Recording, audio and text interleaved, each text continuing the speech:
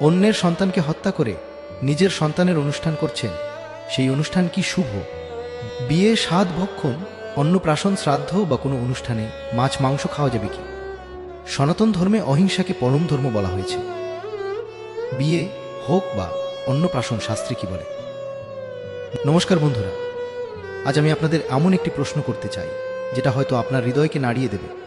আপনি কি কখনো ভেবে দেখেছেন অন্য একটি প্রাণীর জীবন কেড়ে নিয়ে নিজের সন্তানের অন্নপ্রাশন, বিয়ে বা শ্রাদ্ধ করা, এটা সত্যিই কি শুভ হতে পারে? চলুন জেনে নিই এর আসল ব্যাখ্যা। ভাবুন তো, একদিকে আপনার সন্তানের মুখে প্রথম ভাত, আর অন্যদিকে কোনো নিরীহ প্রাণীর শেষ চিৎকার।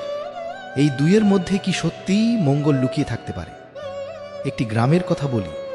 সেখানে একজন ধনী ব্যক্তি তার একমাত্র সন্তানের অন্নপ্রাশনের জন্য বিশাল আয়োজন করলেন। বাড়িতে অনেক অতিথি, প্রচুর খাবার, মিষ্টি, দই, পায়েস, মাছ মাংসে ভরা, সবাই খাচ্ছে, সবাই আনন্দ করছে। কিন্তু সেই বাড়ির পাশেই একটি ছাগলকে কাটা হচ্ছে, আর তার চোখে জল, সে বাঁচতে চায়, কিন্তু কেউ তার কান্না শুনছে না। এখন প্রশ্ন হলো, এই কান্নার উপর দাঁড়িয়ে কি সত্যিই আশীর্বাদ আসতে পারে? সনাতন ধর্মের মূল কথা কি? অহিংসা পরম ধর্ম।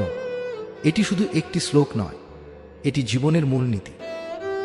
শাস্ত্রে বলা হয়েছে, যেখানে হিংসা আছে সেখানে ধর্ম নেই। শ্রীকৃষ্ণ নিজে বলেছেন, পত্র, পুষ্প, ফল, জল, এই সরল জিনিস দিয়েই ভগবানকে সন্তুষ্ট করা যায়। তাহলে প্রশ্ন হলো, ভগবান যখন নিজে নিরামিষ গ্রহণ করেন, তখন আমরা কেন হিংসার পথ বেছে নিই?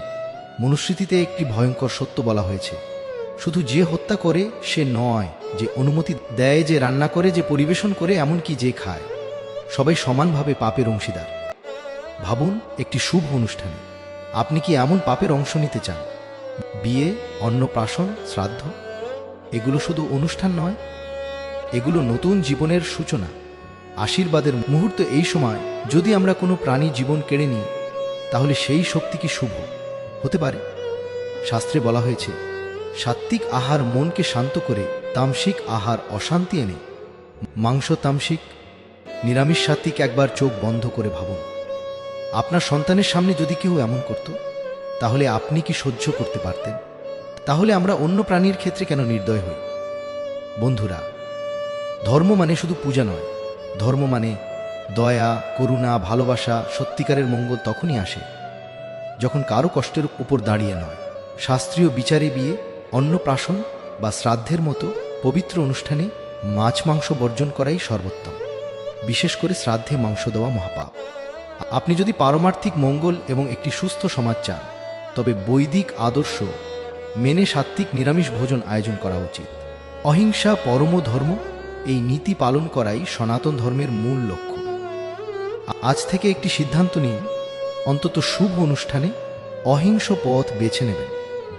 যদি আপনি মনে করেন এই বার্তাটি সবার জানা উচিত, তাহলে ভিডিওটি লাইক করুন, শেয়ার করুন এবং চ্যানেলটি সাবস্ক্রাইব করুন। মনে রাখবেন, অহিংসা পরম ধর্ম। ধন্যবাদ। হরে কৃষ্ণ। রাধে রাধে।